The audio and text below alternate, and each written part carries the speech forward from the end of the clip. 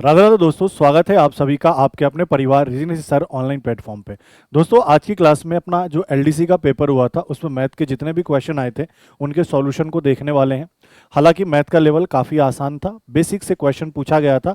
अगर आपने basic basic भी पढ़ रखा है और टॉपिक का, तो हर एक क्वेश्चन को आप अटेम्प्ट कर पाओगे। चलिए सॉल्यूशन की तरफ बढ़ते हैं और देखते हैं कैसे कैसे क्वेश्चन पूछे गए थे और क्या उनका सॉल्यूशन हो सकता है।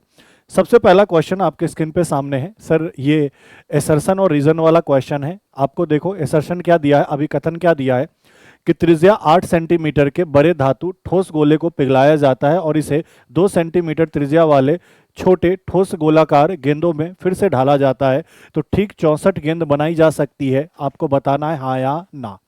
सबसे पहले मुझे एक बात बताओ, आप जानते हो कि कभी भी अगर आपको गोलों की संख्या निकालनी है तो आपको आयतन में आयतन का भाग लगाना है। तो किसके आयतन में किसका भाग? तो सर जो बड़े वाले आयतन होगा उसमें छोटे वाले आयतन का भाग लगाना है। सर आयतन किसका निकालेंगे? तो सर गोले का निकालेंगे। तो आप बताओ सर गोले का आयतन क्या होता है? 4/3 पाई आर क्यूब। अच्छा, बड़े वाले की त्रिज्या कितनी है? 8, तो 8 का क्यूब।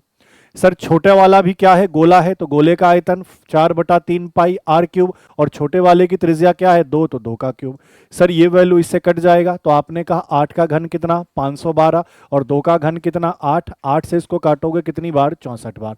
तो ये वाली बात तो बिल्कुल सही है कि ऐसे टोटल कितने गोले बनेंगे? तो सर 64 छोटे छोटे गोले बनेंगे। तो असर्शन हमारा क्या है? सही है। अब रीजन क्या दे रहा है कि जब एक ठोस को पिघलाया जाता है दूसरे ठोस में, तो ठोसों के रूप में ढाला जाता है, तब पदार्थ का कुल पृष्ठ क्षेत्र, कुल क्या कह रहा है? पृष्ठीय क्षेत्रफल संरक्षित रहता है? नहीं सर, कुल आयतन बराबर होता है। आपको बता रखा है एक 3D आकृति को दूसरे 3D आकृति में बदलते हैं तो हमेशा इनका क्या बराबर होता है? आयतन। जबकि यहाँ क्या कह रहा है कि इसका कुल पृष्ठीय क्षेत्रफल बराबर होता है? तो नहीं। तो सर रीजन क्या है? गलत है। तो आपने कहा कि सही उत्तर क्या होगा? तो आपने कहा ए सही है, लेकिन आर क्या है? सही नहीं है। ऑप्शन नंबर सी क्वेश्चन का क्या है? बिल्कुल ही करेक्ट उत्तर। क्लियर है? चलिए अगले क्वेश्चन को देखिए। नेक्स्ट क्वेश्चन, यहां दो कथन दिए गए हैं, नीचे दिए गए दो कथन है। कथन फर्स्ट क्या कह रहा है? Sec square theta minus tan square theta बराबर 1 होता है। बोलोगे जी सर बिल्कुल होता है, ये सर्व समीका के अंदर हमने पढ़ा था कि sir sec square theta minus tan square theta बराबर 1। थीटा की जगह क्या है? ए है और ए का मान 0 से बड़ा 90 से छोटा। बिल्कुल ये बात सही है। तो आपने कहा सर कथन फर्स्ट क्या है? बिल्कुल सही है। कथन सेकेंड क्या कह रहा है कि 0 से थीटा, यहाँ थीटा है, थीटा के 0 से 90 पर बढ़ने पर कॉस थीटा का मान बढ़ता है। तो बोलोगे जी सर बिल्कुल बढ़ता है। हाँ या ना, या घटता है? आप बोलोगे जी सर मान बढ़ता नहीं है, बढ़ता नहीं है, मान क्या होता है? घटता है। कैसे? तो आपने अगर मान याद किया होगा sir, cos 0 degree, cos 30 degree, cos 45 degree, cos 60 degree और cos 90 डिग्री, तो आपने देखा होगा ये मान 1 होता है, ये क्या होता है? √3/2 होता है, ये 1/√2 होता है, ये 1/2 होता है और ये 0 होता है। तो आप क्या कह रहे हो सर, 0 से 90 की तरफ बढ़ रहे हैं तो मान बढ़ रहा है या घट रहा है? घट रहा है। जबकि यहाँ क्या कह रहा है? बढ़ता है। तो दूसरा कथन क्या है? बिल्कुल ही गलत है। पहला कथन सही है, तो आप क्या कहोगे? कथन 1 सही है, लेकिन कथन 2 क्या है सर? गलत है। बस इतना सा काम करना था। मेरे कहने का मतलब बेसिक बेसिक आपने पढ़ा है तो आसानी से काम हो जाएगा। अगला क्या कह रहा है? एक ठोस बेलन है और एक ठोस शंकु है जिसकी त्रिज्या कितनी है? आर और ऊंचाई कितनी है? एच। मतलब त्रिज्या और ऊंचाई दोनों की क्या है? बराबर है। एक क्या है? बेलन है और एक क्या है? शंकु है। तो इनके आयतन का अनुपात बताना है। तो आप बताएं सर, एक तरफ बेलन है और एक तरफ क्या है सर? शंकु है। आयतन होता क्या है? सर इसका आयतन होता है पाई आर स्क्वायर एच और इसका आयतन होता है 1/3 पाई आर स्क्वायर एच। कह रहा है त्रिज्या और ऊंचाई बराबर है, तो आपने कहा pi R square H, pi R square H cut जाएगा तो 3 इधर आएगा। तो आपने क्या कहा? बेलन और शंकु का रेशियो कितना होगा? तो आपने कहा आयतन का 3:1। ऑप्शन नंबर डी क्वेश्चन का क्या है? बिल्कुल ही करेक्ट उत्तर। क्लियर है? और ये तो थ्योरी में भी मैंने आपको समझा रखा है। चलिए अगले क्वेश्चन को देखिए। अब यहाँ पे कन्ग्रुएंसी का नियम है। 4 रूल होते हैं सर्वांगसंगता साबित करने के लिए। त्रिभुज की सर्वांगसंगता पे क्वेश्चन है। 4 रूल कौन कौन सा होता है? S S S, S S, A S A और आर एच एस। अब एस एस एस क्या होता है? सर तीनों भुजाएं बराबर हो। तो आपसे कह रहा है कि एस एस एस किसको बताएगा? तो आप कहोगे तीसरे को। तीनों संगत भुजाएं बराबर होंगी। Sir S S, S A S तो भुजा कोण भुजा, तो भुजा कोण भुजा कौन सा है? तो आप क्या कहोगे सर? दो भुजाओं और उनके बीच का कोण। तो कौन सा मैच करेगा चौथा? तो ऑप्शन मिलाकर देख लो। ए का कौन सा होगा? तीसरा। तो सर ये ऑप्शन तो गलत हो गया, ये ऑप्शन गलत हो गया, ए का तीसरा ठीक है ये वाली बात। अच्छा बी का क्या होगा? तो बी का चौथा होगा और बी का चौथा यहाँ पे है। तो sir option number D question का क्या होगा सही उत्तर? अब बाकी को मिला लो, डी का कौन सा हो जाएगा? दूसरा, और सी का कौन सा हो जाएगा? पहला। क्लियर है? तो ये भी आसान था, बेसिक आपको पता था, आसानी से कर देते हैं। अगले को बढ़िए। अब देखो कह रहा के का वह मान ज्ञात कीजिए जिसके लिए द्विघात समीकरण ये दिया गया है, और कह रहा है इसके मूल क्या है? बराबर है। तो आप जब भी जानते हो कि मूल बराबर हो वहां पे डी का मान क्या होता है? जीरो। डी क्या होता है? इंग्लिश में डिस्क्रिमिनेंट कहते हैं और हिंदी में क्या कहते हैं? विविक्चर कहते हैं। तो आपने कहा सर डी का मान डी बराबर जीरो कब होता है? जब रूट क्या हो? इक्वल हो, मूल क्या हो? बराबर हो, तब डी का मान क्या होता है? जीरो। सर डी बराबर हमने क्या पढ़ा है? बी स्क्वायर माइनस 4ac, मतलब बी स्क्वायर माइनस 4ac का मान क्या हो? जीरो। अब सर हमने द्विघात समीकरण किस रूप में पढ़ रखा है? इस रूप में ax square plus B X plus C बराबर क्या? जीरो। तो इसको उसी रूप में तोड़ लो। सर गुना करूंगा तो के एक्स स्क्वायर होगा, ठीक है। यहां इससे गुना करूंगा तो 2kx होगा और प्लस 6 बराबर क्या? जीरो। तो यहां से मुझे a का मान कितना पता चल गया? के। सर बी का मान क्या पता चल गया? -2k, और सी का मान कितना पता चल गया? 6। तो वैल्यू पुट कर दो। बी का मान क्या है? -2k, इसका स्क्वायर, -4 गुना ए का मान कितना है? के, और सी का मान 6 बराबर 0। इसको सॉल्व करूंगा तो 4k स्क्वायर होगा, ये माइनस का वैल्यू उधर प्लस का जाएगा तो 6 चौका 24k होगा। तो आपने कहा सर 4 से ये 6 बार कटेगा के स्क्वायर, और के से के कट जाएगा तो यहाँ के बराबर कितना बच जाएगा? 6। तो आपने कहा सर के का मान क्या होगा? 6, जो कि कहाँ मैच कर रहा है? ऑप्शन नंबर बी में। क्लियर है? तो जिन्होंने बेसिक भी पढ़ा है ना, उनके लिए कोई पेपर हार्ड नहीं था, बहुत आसान था। हाँ भले ही क्वेश्चन कम पूछे गए लेकिन पेपर आसान था। क्या कह रहा है? एक संख्या का वर्ग 225 के साथ समाप्त होता है, मतलब एक संख्या का वर्ग करते हैं तो लास्ट के 3 अंक 225 मिलता है, तो आपको बताना इनमें से वह संख्या कौन सी है। तो सर इसका वर्ग सीधा सीधा निकाल लो। 25 का वर्ग कितना होता है? 625। 55 का वर्ग कैसे निकालते हो? तो सर जो 5 से शुरू होता है, जिसके इकाई पे 5 होता है, उसके लिए तो फिक्स है कि लास्ट के 2 अंक 25 होते हैं, और दहाई में 1 बढ़ाकर गुना कर देते हैं। तो आपने कहा इसका कितना होगा? 30 25, यहाँ 25 होगा और 7 में 1 बढ़ाओ 8, 8 7 56, यहाँ भी 25 होगा और 8 में 1 बढ़ाओ 9, 9 8 72। तो सर किसके लास्ट के 3 अंक ये है? तो सर इस वाले के। तो ऑप्शन नंबर डी अपने क्वेश्चन का क्या है? बिल्कुल ही करेक्ट उत्तर। क्लियर है? चलो अगले वाले को देखो। अब ये भी असर्शन और रीजन का क्वेश्चन है। कथन अभिकथन क्या कहा गया है कि कोई ऐसी प्राकृत संख्या n नहीं है जिसके लिए 4 का घात n अंतिम अंक 0 हो। मतलब आपसे ये कह रहा है कि सर 4 का घात n की बात कर रहा है, और n क्या है सर? नेचुरल नंबर है। नेचुरल नंबर है तो n का मान 1 से शुरू होगा, 1 2 3 4 5 6 कुछ भी रखा जा सकता है। तो आपसे ये कह रहा है कि ऐसी कोई प्राकृतिक संख्या n नहीं है जिसके लिए 4 का पावर n का अंतिम अंक 0 है। तो बोलोगे जी इस बात सर ये बात बिल्कुल सही है। कैसे? तो मैं 4 का पावर कुछ भी रख लूं, जैसे मान लो मैंने 4 का पावर 1 रखा तो कितना आया? 4। 4 का पावर 2 रखा तो कितना आया? 16। 4 का पावर 3 रखा तो कितना आएगा सर? 64। 4 का पावर 4 रखूं तो आप क्या कहोगे सर? 4 का पावर 4 कितना हो जाएगा? तो आपने कहा सर 256 हो जाएगा। बोलो हाँ या ना? बोलोगे जी सर हो जाएगा। अब मुझे एक बात बताओ सर, यहां 4 का पावर 1 किया तो अंतिम अंक इकाई का अंक क्या आया? 4। 4 का पावर 2 किया तो अंतिम अंक इकाई अंक क्या आया? 6। 4 का पावर 3 किया अंतिम अंक इकाई क्या आया? 4। 4 का पावर 4 किया अंतिम अंक इकाई क्या आया? 6।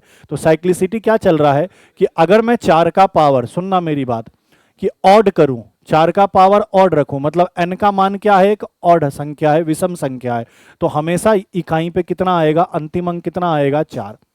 क्लियर है? और वही अगर 4 का पावर इवन रखूं, मतलब एक सम संख्या रखूं, तो हमेशा अंतिम अंक इकाई पे कितना आएगा? 6।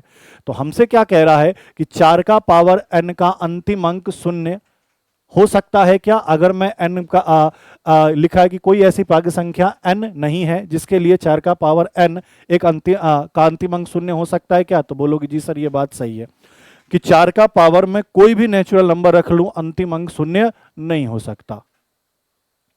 क्लियर है ये बातें? क्योंकि अगर मुझे अंतिम अंक 0 करना है तो ये वाली बात भी ध्यान रखना कि सर अगर अंतिम अंक शून्य करना है तो मुझे 5 और 2 के जोड़े चाहिए होंगे, जितने 5 और 2 के जीरो होंगे उतनी जीरो मेरे पास मिलेंगे। अगर मुझे अंतिम अंक क्या करना है शून्य, तो सर एक 5 चाहिए और एक 2 चाहिए, तो इनको गुना करूंगा तो मुझे 10 मिलेगा, और 10 मिलेगा तो अंतिम अंक क्या मिलेगा, 0 मिलेगा। तो आप मुझे एक बात बताओ, 4 का पावर मैं कुछ भी रख लूं तो सबसे पहली बात अंतिम अंक शून्य नहीं मिलेगा, क्या मिलेगा, तो 4 मिलेगा और 6 मिलेगा। तो सर पहली बात बिल्कुल सही है। कारण क्या कह रहा है, एकमात्र 4 का पावर n का एकमात्र अभाज्य खंड 2 है। 4 का पावर n का एकमात्र अभाज्य खंड 2 है। जी सर बिल्कुल, 4 का पावर n को अगर मैं तोड़ूंगा तो इसको ऐसे ही तो लिख सकता हूं, 2 का पावर 2n। तो आप क्या कह रहे हो कि 4 का पावर n का एकमात्र अभाज्य खंड 2 है, इस कारण से हमें 4 के पावर n में 0 नहीं मिल रहा है। अगर मुझे यहां 2 का पावर जैसे 2n है, यहां 5 का पावर भी कुछ मिल जाता तो हर हाल में 0 मिल जाता, क्योंकि 5 और 2 के जितने जोड़े बनेंगे उतने 0 मिलेंगे। क्या ये बात क्लियर है? तो सर ये वाली बात भी क्या है, सही है। अब इसका मतलब क्या है कि जो सर एसर्शन दिया है, जो एसर्शन दिया है उसका रीजन जो दिया है वो भी बात क्या है, सही है। तो आप क्या कहोगे, ऑप्शन नंबर ए सही होगा। ए और आर दोनों ही सही है और आर ए की सही व्याख्या कर रहा है। क्लियर है कि सर यहां शून्य क्यों नहीं हो पा रहा है, क्योंकि सर गुणनखंड कितना है इसका, 2 है। एक अभाज्य खंड कितना है, 2 है। अगर 5 होता तो हो जाता।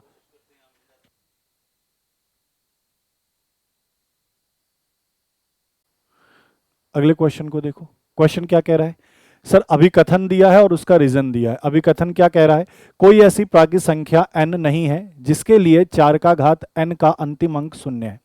अब मुझे एक बात बताओ, अगर मैं 4 का पावर n की बात करूं, अगर मैंने n की जगह 1 रख लिया, समझना मेरी बात को, तो वैल्यू कितना आएगा, 4। 4 का पावर 2 रखा, वैल्यू कितना आएगा, 16। 4 का पावर 3 रखा, वैल्यू कितना आएगा, 64। 4 का पावर 4 रखा, वैल्यू कितना आएगा, तो आपने कहा 256। तो आपने क्या देखा कि सर मैं 4 का पावर 1 रख रहा हूं तो अंतिम अंक 4, 2 रख रहा हूं तो अंतिम अंक 6, फिर 3 रख रहा हूं तो अंतिम अंक 4, और फिर 4 रख रहा हूं तो अंतिम अंक 6। तो आप 4 की साइक्लिसिटी क्या समझ रहे हो कि सर अगर 4 के पावर n की बात करूं, n क्या है सर, पावर। अगर पावर ऑड है, कहने का मतलब एक विषम संख्या है, तो अंतिम अंक क्या आएगा, 4 आएगा। और पावर अगर विषम संख्या है, इवन नंबर है, तो अंतिम अंक क्या आएगा, 6 आएगा। तो हमसे यही कहा कि कोई ऐसी प्राकृत संख्या n नहीं है जिसके लिए 4 का पावर n का अंतिम अंक क्या हो, 0 हो। तो बात बिल्कुल सही है कि हमारे पास कोई भी ऐसी प्राकृत संख्या नहीं है जो 4 के पावर रखने पर अंतिम अंक क्या मिल जाए, 0 मिल जाए। क्या ये बात क्लियर है? बोलोगे जी सर ये वाली बात क्लियर है और सही भी कह रहा है। अब क्वेश्चन में कारण क्या कह रहा है कि 4 के पावर n का एकमात्र अभाज्य खंड 2 है। मतलब सर इसका कारण क्या है, ये है क्या? तो बोलोगे जी सर बिल्कुल है। क्यों? कि सर अगर मुझे 4 का पावर n रख के और लास्ट का अंतिम अंक क्या लाना है, 0 लाना है, तो सर एक 0 लाने के लिए हमें 5 और 2 के एक जोड़े चाहिए, हाँ या ना? अगर मुझे 5 और 2 दोनों का जोड़ा मिलेगा तभी तो 0 आ पाएगा। बोलोगे जी सर 5 दूनी 10 करूंगा तो इकाई पे क्या आ पाएगा, अंतिम अंक 0 आ पाएगा। तो यहां पे ये बात क्लियर है कि सर 4 का पावर n का अगर मैं अभाज्य खंड करूं तो 2 का पावर 2n होगा। तो यहां पे ये कह रहा है कि 4 के पावर n का एकमात्र अभाज्य खंड 2 है। बोलोगे जी सर इसका एकमात्र अभाज्य खंड 2 है। अगर इसका इसका अभाज्य खंड 5 भी हो जाता तो सर तो 0 आ जाता आराम से। तो आपने कहा सर कारण भी क्या है, सही है। क्लियर है कि अगर अभाज्य खंड सिर्फ 2 है इसलिए 0 नहीं आ पा रहा, अगर अभाज्य खंड 5 भी हो जाता तो 2 और 5 मिलकर 0 बना देता।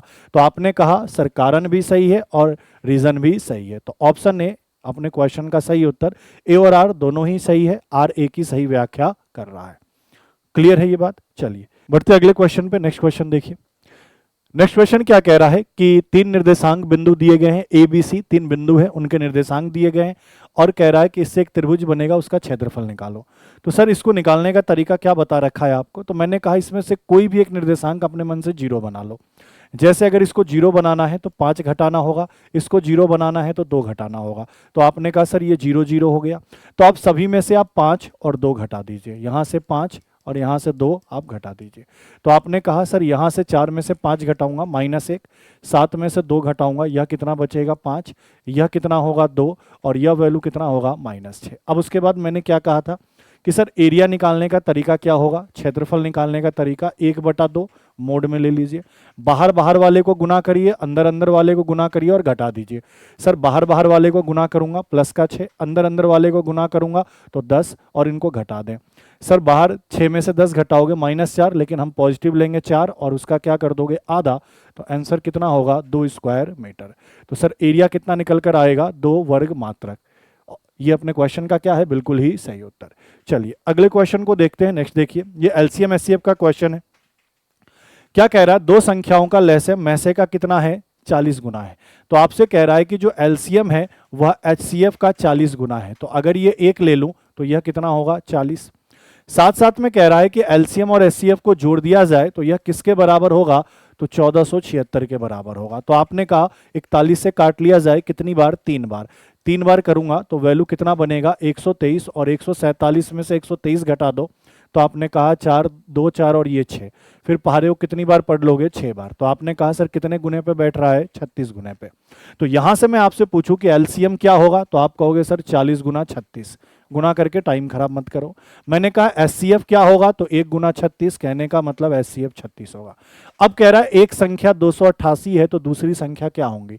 तो आपको यह पता होना चाहिए कि सर एलसीएम में एचसीएफ का गुना करें तो यह बराबर होता है पहली संख्या गुना दूसरी संख्या के। मतलब इन दो संख्याओं का मैं एलसीएम निकालूं, इन दो संख्याओं का मैं एचसीएफ निकालूं, उनका गुना करूं और दोनों संख्या का गुना करूं तो वैल्यू बराबर आएगा। तो आपने कहा सर एलसीएम आपके पास कितना है 40 गुना 36, एचसीएफ कितना है 36। एक संख्या कितनी है 288, आपको दूसरी संख्या निकालनी है। चलिए सर इसको सॉल्व कर दीजिए, जो सॉल्व करने पर आंसर आएगा वही अपना उत्तर होगा।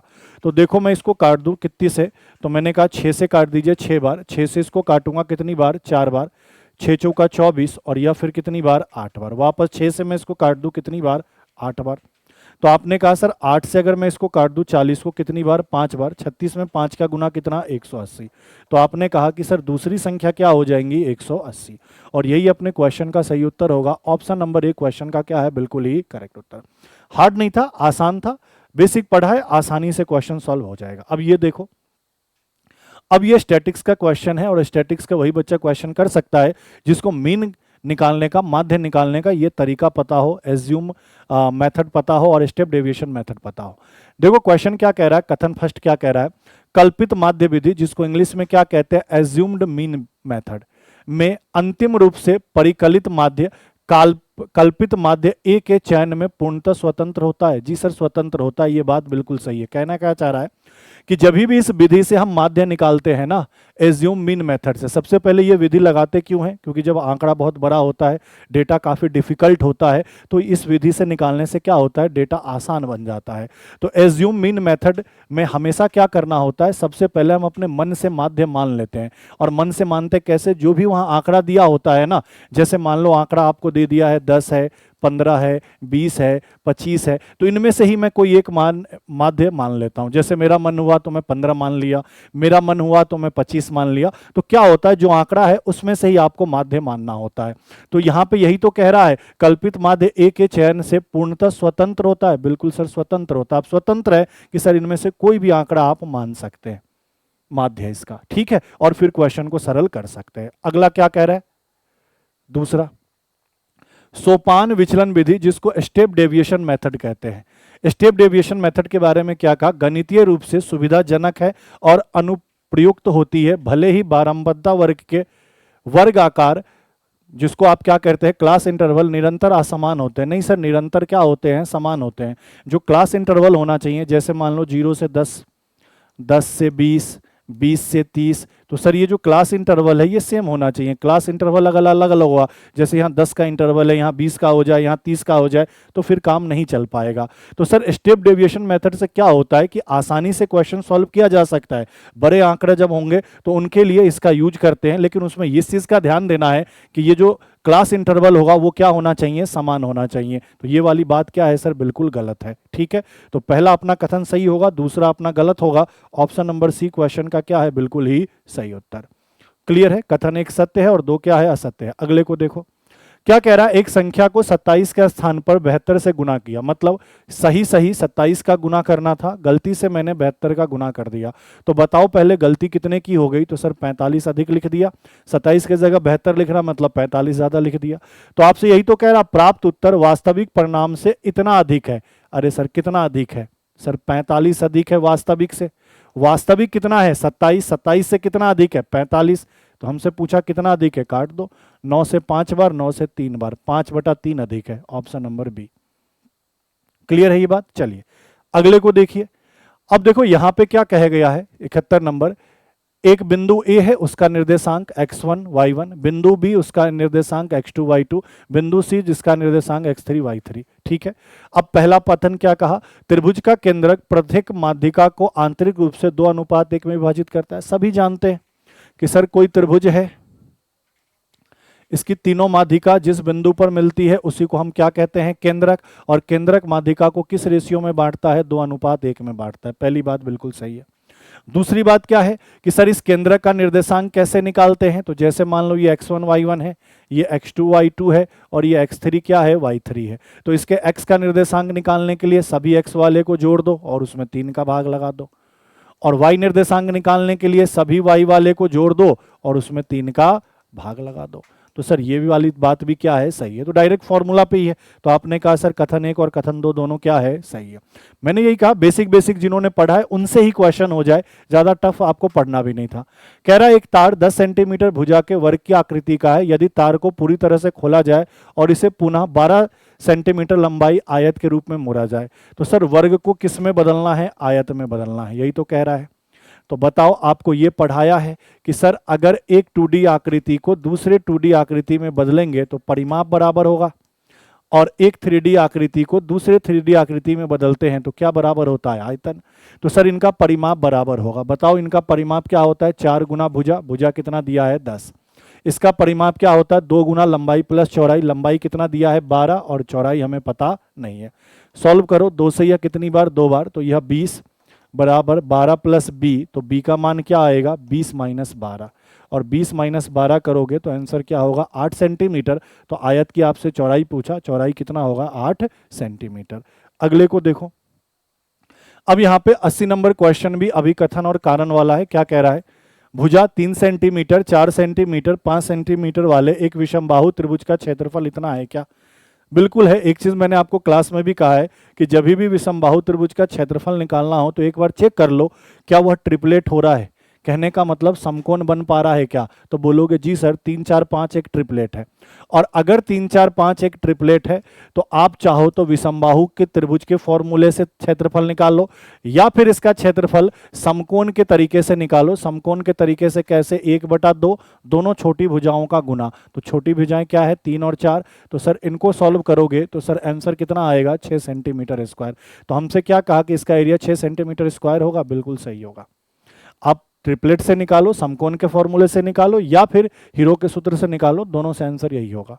अब इसका कारण क्या दिया, देखो कारण क्या दिया, किसी भी त्रिभुज के क्षेत्रफल की गणना करने के लिए हेरोन का सूत्र, ये जहां ए बी सी क्या है त्रिभुज की भुजाएं हैं और एस क्या है अर्ध परिमाप है। बिल्कुल सर ये बात सही है कि सर अगर तीनों भुजाएं अलग अलग है, विषमबाहु है, तो उसके लिए हम ये फॉर्मूला यूज करते, तो ये वाली बात भी सही है। तो इसका मतलब इसका एरिया इससे निकाला जा सकता है, इसका रीजन ये सही है इस अभिकथन का। तो आप क्या कहोगे, ए और आर दोनों ही सही है, आर ए की सही व्याख्या भी कर रहा है। ठीक है, अगले को देखो। अब देखो यहां पे तो आपसे डायरेक्ट फॉर्मूला ही पूछ लिया कि भैया फॉर्मूला क्या होता है। तो बताओ समचतुर्भुज का क्षेत्रफल क्या होता है, समांतर चतुर्भुज का क्षेत्रफल क्या होता है। तो आप कहोगे समांतर चतुर्भुज का क्षेत्रफल ये होता है। आप बताओ त्रिभुज का क्षेत्रफल, जिनको कुछ भी नहीं आता वो भी कर सकते हैं ना, त्रिभुज का क्षेत्रफल क्या होता है, ये होता है, बोलो हाँ या ना। समचतुर्भुज का क्षेत्रफल क्या होगा, ये होगा। समलंब का क्षेत्रफल क्या होगा, ये होगा। तो बस सॉल्व कर लो। सर ए का कौन सा दूसरा, तो ए का दूसरा बस एक ही में दिया हुआ है, बाकी में तो दिया ही नहीं है। तो लो सर यही ऑप्शन क्या हो गया, सही हो गया। क्लियर है ये बात। तो ऐसा नहीं है कि ऑप्शन भी घुमाया गया, अगर ऑप्शन भी घुमा देता तो थोड़ा मजा आ जाता। अगले को देखो।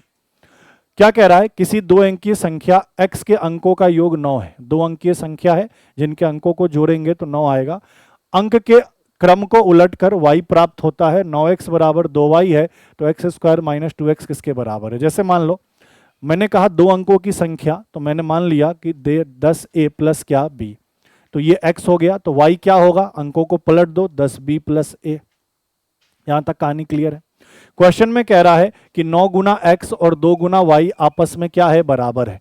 मतलब इसमें 9 का गुना और इसमें 2 का गुना करे तो बराबर होगा, तो कर दो ना इसमें 9 का गुना, इसमें किसका गुना कर दो, 9 का गुना, और इसमें किसका गुना कर दो, 2 का गुना, और ये आपस में क्या है सर, बराबर है।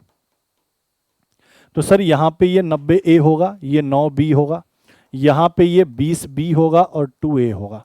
ए वाले को एक तरफ करोगे तो 88a होगा और बी वाले को एक तरफ करोगे तो 11b होगा। बोलो क्या यहां तक कहानी क्लियर है। तो 11 से इसको काट दो कितनी बार, 8 बार, तो मैं कह सकता हूं a बटा b कितना है, a बटा b कितना है, तो सर 1/8 है। मतलब जो अंक है उनका रेशियो कितना आया, 1 और 8। और क्वेश्चन में कह रहा अंकों का योग, मतलब अंक मैंने a और b माना है, इनका योग 9 है, तो यहां पे इनका योग क्या है, 9, तो 9 किसके बराबर, 9 के, तो 1 गुने पे है, तो इसका मतलब पहला अंक 1 है और दूसरा अंक क्या है, 8 है। तो मुझे बताओ यह संख्या कितना हो जाएगा।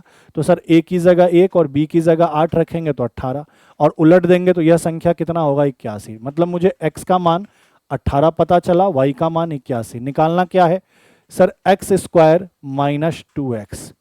तो बताओ x कितना है, 18, 18 का स्क्वायर और 2 गुना 18, तो आपने कहा सर यह 324, 324 में से 36 घटा देंगे, वैल्यू कितना बनेगा, 288। Answer option number B question का क्या है, बिल्कुल ही करेक्ट उत्तर। क्लियर है। अगले को देखो, अब क्या कह रहा है, ये भी सर किसका क्वेश्चन है, हाइट एंड डिस्टेंस का, आसान सा है। कह रहा है एक मीनार धरातल पर खड़ी है, तो सर लो धरातल पर एक मीनार खड़ी किया, धरातल पर एक बिंदु से जो मीनार के पास से बॉटम से कितने मीटर दूर है, 15 मीटर दूर है। लो सर कितने डिग्री का उन्नयन कोण बन रहा है, सर 60 डिग्री का बन रहा है। और क्लास में बार बार बोला है कि सर 60 के सामने हमेशा √3 होता है, ये 1 होता है और यह कितना होता है, 2। तो आपको 1 का मान कितना दिया है, 15, तो कितने गुने पे बैठ रहा है, 15 गुने पर, तो रेशियो का मान 15। आपसे मीनार की ऊंचाई पूछा, तो मीनार की ऊंचाई क्या होगा, 15 गुना √3 मीटर, काम खत्म। ऑप्शन नंबर ए क्वेश्चन का क्या है, बिल्कुल ही करेक्ट उत्तर। तो फिर कह रहा हूं कि जो बेसिक पहली क्लास भी हर टॉपिक का पढ़ा होगा ना, वो भी पेपर सॉल्व कर लेगा। अगले को देख लो। अब यहां पे क्या कह रहा है, अगला क्वेश्चन कथन फर्स्ट दिया है, एक त्रिभुज का वहिष्य कोण 2 अंतःसम्मुख कोणों के योग के बराबर होता है। बिल्कुल बात सही है सर, ये त्रिभुज है, इसका बाहर वाला कोण, ये वहिष्य कोण, यह अंतःमुख कोण के योग के बराबर होता है। जी सर होता है, ये वाली बात बिल्कुल सही है। दूसरा क्या कह रहा है कि सर कोई त्रिभुज है, मान लो इसकी भुजा ये ए है, ये बी है और ये सी है, तो क्या कह रहा है, किन्हीं दो भुजाओं की लंबाई के बीच का अंतर सदैव तीसरे से अधिक होता है। नहीं सर, बीच का अंतर हमेशा तीसरे से क्या होता है, छोटा होता है। ठीक है, कोई भी दो भुजा ले लो, उनका अंतर तीसरी भुजा से क्या होगा, छोटा होगा। हाँ, अगर योग लेते तो तीसरी भुजा से क्या होता, बड़ा होता। यही तो हमने पढ़ रखा है। तो सर ये वाली बात बिल्कुल गलत है। यहां कह रहा अधिक होता है, नहीं सर कम होता है। ठीक है, तो पहली वाली बात सही है, कथन 1 क्या है, सही है, कथन 2 क्या है, असत्य है। तो ऑप्शन नंबर सी क्वेश्चन का क्या है, बिल्कुल ही करेक्ट उत्तर। अगले को देखो। अब देखो यहां पे क्या कह रहा है, वर्ग अंतराल 20 से 30 की आपको बारंबारता बतानी है, फ्रीक्वेंसी बतानी है। तो देखो यहां पे क्या कह रहा है, 20 से अधिक नंबर लाने वाले कितने छात्र हैं, 40 है, और 30 से अधिक लाने वाले कितने हैं, 25 है। तो मैं पूछूं 20 से 30 के बीच में लाने वाले कितने होंगे, तो इनके बीच जो अंतर होगा वही होगा। और ये तो कॉमन सेंस भी लगा सकते थे कि 20 से अधिक नंबर लाने वाले 40 बच्चे हैं, 30 से अधिक नंबर लाने वाले 25 बच्चे हैं। तो सर 20 से 30 के बीच में कितने होंगे, 15। यही क्वेश्चन का क्या होगा, सही उत्तर। अगले को देखो। अब यहां पे क्या कह रहा है, एक वर्गीकृत बारंबारता बंटन के लिए माध्य 24 है, माध्यिका 26 है, तो बहुलक निकालो। तो आपको पढ़ा रखा है बहुलक को किससे डिनोट करते हैं, जेड से। बहुलक बराबर 3 गुना माध्यिका माइनस 2 गुना माध्य होता है। तो बस फॉर्मूला में बैठा लो, 3 गुना माध्यिका कितना दिया है, 26, और माध्य कितना दिया है, 24। सॉल्व कर लो। 26 का 3 गुना 78 होता है, 24 का 2 गुना 48 होता है, घटा दोगे तो बहुलक कितना आ जाएगा, 30। ऑप्शन नंबर सी 30 अपने क्वेश्चन का क्या है, बिल्कुल ही करेक्ट उत्तर। अगले को देख लो। अब क्या कह रहा है कि 12 प्रेक्षकों के समूह का माध्य 35 है। सर 12 संख्या है, इसका माध्य मतलब एवरेज 35 दिया हुआ है। अब क्या कह रहा है, एक जगह 24 लिखना था लेकिन गलती से इसने 42 लिख दिया। तो पहले बताओ गलती कितने की हो गई। तो आपने कहा सर 18 ज्यादा लिख दिया। तो सर 18 ज्यादा लिख दिया तो 18 कम कर देंगे तो गलती सुधार लेंगे, लेकिन औसतः सुधारना है तो संख्या का भाग लगा दो 12 का। अब इसको काट दो, 6 से 3 बार, 6 से 2 बार, तो आपने कहा 1.5 अगर औसत में कम कर दिया जाए तो गलती सुधर जाएगी, कम कर दो 1.5। तो आपने कहा सही माध्य कितना था, 33.5। और ऐसे क्वेश्चन अभी लेटेस्ट कंप्यूटर अनुदेशक वाले क्लास में भी करवाएं आपको। चलिए अगले क्वेश्चन को देखिए। अब ये थोड़ा सा बढ़िया क्वेश्चन है, समझिए। कथन क्या कह रहा है, समकोण त्रिभुज में साइन थीटा कॉस थीटा का मान कभी भी 1 से अधिक नहीं हो सकता। बिल्कुल बात सही है। क्यों नहीं हो सकता, तो देखो आप सब जानते हैं कि सर ये जो त्रिकोणमितीय अनुपात बनता है वो एक समकोण त्रिभुज में बनता है। सर अगर मैंने ये एक समकोण त्रिभुज ABC बनाया तो मैंने कहा अगर मैं ये थीटा लूंगा तो ये लंब है, ये आधार है और ये कर्ण है। और अगर मैं साइन थीटा निकालूं तो साइन थीटा लंब बटा क्या होता है, कर्ण होता है। और अगर मैं कॉस थीटा निकालूं तो ये आधार बटा क्या होता है, कर्ण होता है। आप जानते हो कि कर्ण सबसे बड़ी भुजा होती है। समकोण त्रिभुज में कर्ण क्या है, सबसे बड़ी भुजा। इसका मतलब क्या है, ऊपर वाला मान, लंब का मान हमेशा कर्ण से क्या होगा, छोटा। यहाँ आधार का मान कर्ण से हमेशा क्या होगा, छोटा। और अगर ऊपर वाला मान नीचे से छोटा है, जैसे मान लो 4/5 लिख दिया, 3/8 लिख दिया, मान लो 4/9 लिख दिया, तो ये सभी के सभी उचित भिन्न है। और उचित भिन्न है तो सर इसका मान 1 से हमेशा क्या होगा, छोटा होगा। 1 से हमेशा क्या आएगा, छोटा आएगा।